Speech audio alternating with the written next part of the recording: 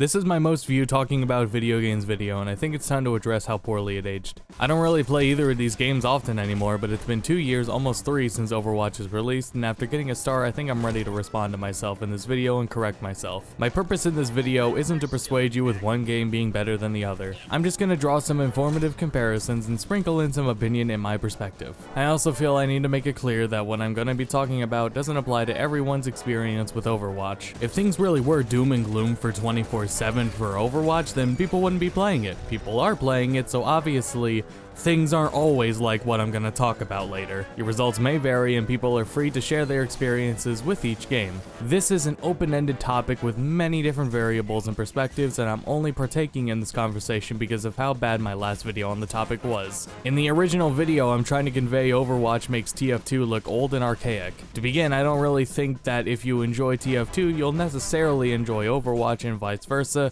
Overwatch is a different kind of game, and that doesn't really mean it's much better. In Overwatch, matches are far shorter, yes, but they are full commitments. Team communication is far more important and integral to the game, whereas in TF2, most voice chat is vocal shitposting with an occasional person making calls.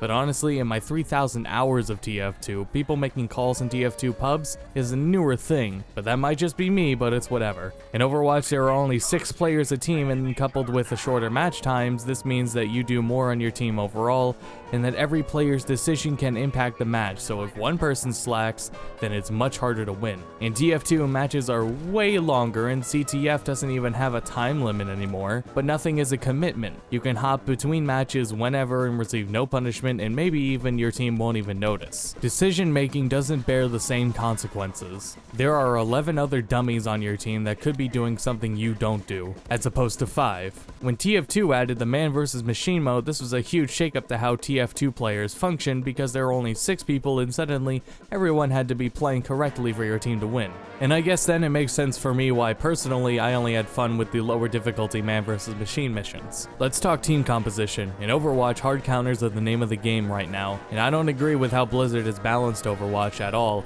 and I vehemently disagree with the hard counter game they have established over time. That's not to say countering in TF2 doesn't exist though. Pyro doesn't just counter Soldier, Pyro can counter any projectile in the game. If that Pyro also knows how to sneak around, then he can attack any group of enemies from behind with enough skill because his kit allows it. Just like Scout with enough skill can pick off anyone, but at a base level, Scout is definitely capable of harassing the enemy. Demo Man has AoE abilities, but they've done something really neat with TF2 where they enabled every class to wield different weapons. So under certain builds, a Demo Man is better up close with melee to take care of certain classes who don't do well up close. Likewise, he's countered by anyone who excels at distance. These are pretty basic examples of balancing, but I figured, balancing wasn't that hard to do for a game. Apparently I was wrong. That's not a shot at Overwatch, it's more just the reality that balancing for any game, including TF2, is hard to do, especially when you have to constantly introduce more variables. But a game like TF2 comes off so effortlessly for the most part with its fundamental balance,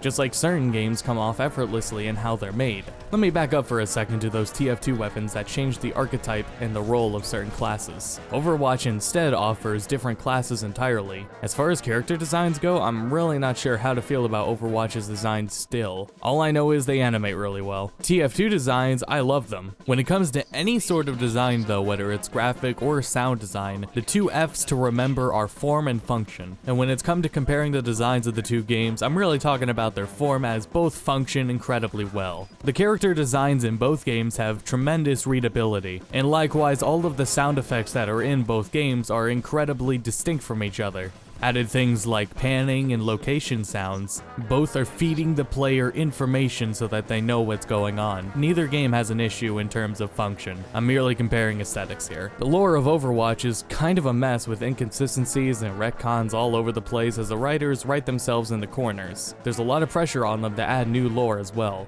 Look at the Mei short, which really didn't add new lore or add on to much of her personality. It was just a really cute short that was really well animated. The Ashe short too, which had to introduce a whole new character. The amount of personality we learn about Ashe on the surface pales in comparison to when the patient woke up, his skeleton was missing, and the doctor was never heard from again.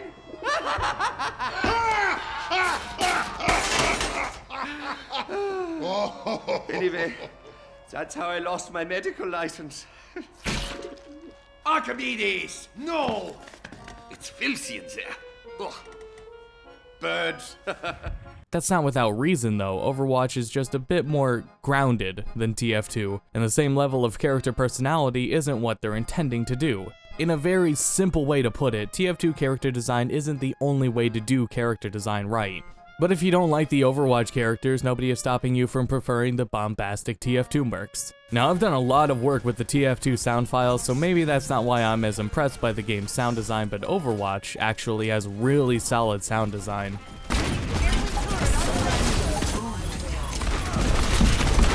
Using abilities, shooting, the cap sound when you land hits, it's super satisfying. The hit sounds in TF2 that you have an option to turn on, and don't find that any of these sounds are too good that aren't extremely loud. Now that I've covered a lot of what I wanted to talk about, there's one thing left. Communities. I want to focus on how assholes are dealt with in-game because I can't tackle everything in this video about communities. In TF2, you could say anything you want with almost certainty that there will not be any serious repercussions. You could be kicked from a server, but that's like we said before, TF2 is a game where you can leave whenever you want, thus getting kicked isn't a big deal. What do you do if someone yells in voice chat? You mute them because you don't have to hear them to have fun. Don't like the text chat? Got a console command for that. You don't need to talk to people to have fun. Or better yet, just leave the match because you aren't punished for doing so, and doing any of these things isn't a big deal. It takes less effort to do this than to just ignore them. And if anyone wants to quit playing the game because of how they constantly find the chat treatment, like for any game, I genuinely do not blame you. Now, Overwatch is far more complicated on the matter. Let's start with communication, where you can be reported for saying something on par with the TF2 domination line and be banned for poor behavior. But that's not to say people don't actually say vile things that actually deserve punishment, but just that Blizzard has weird ways of punishing poor behavior. Someone saying something you don't like, mute them in chat or mute them in game. Oh, but wait, Overwatch is a game that holds team communication as integral, so you might be harming yourself by muting your team.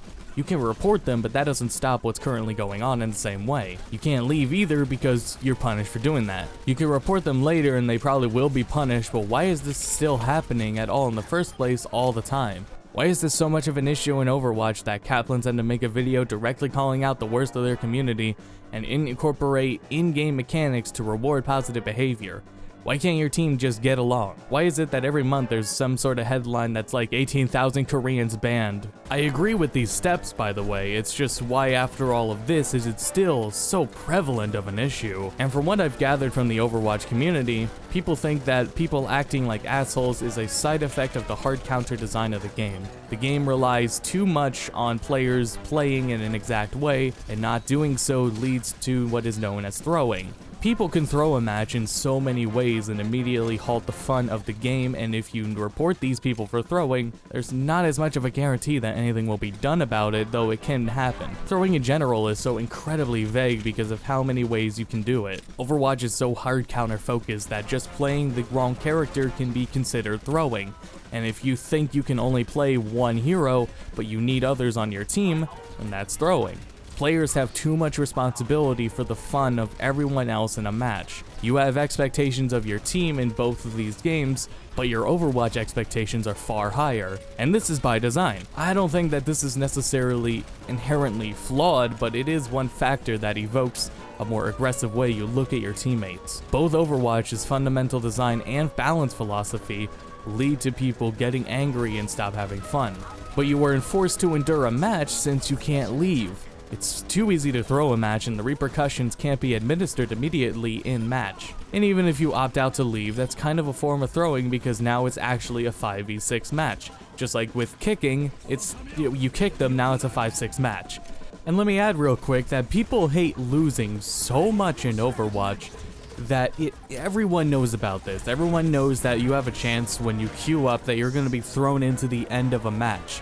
Meaning someone DC'd right at the end of a match, and this always boggles my mind because you were literally like 10 seconds away from free XP. With how like frequent it is, I guess just getting XP is not enough of a reward for just sticking through a match either. It's also way harder to carry in Overwatch as well. Skill isn't as rewarded through the balance of the game, so carrying the dead weight of a bad teammate is far harder. But should the game be balanced in a way that raises the skill ceiling so that one person could carry a team? I would say not, but I guess that is up for argument. I could be told by people that that's just how things are, and that's I think that's a really poor mentality to have, and it's also not true. There is always room for improvement in anything. I may also be told then to just not play the game, and that's exactly what I'll do. I don't have a stake in the game's future, nor really in TF2's future either, as I really don't play these games much anymore. I come back to TF2 from time to time, especially in between big game releases, but that's about it. This is a massively open-ended topic, and I'd love to hear more thoughts and opinions on it in the comments, but I'm going to stop myself here. If you enjoyed this video, please don't watch the other video I'm responding to, and instead check out these other ones. Thank you for watching.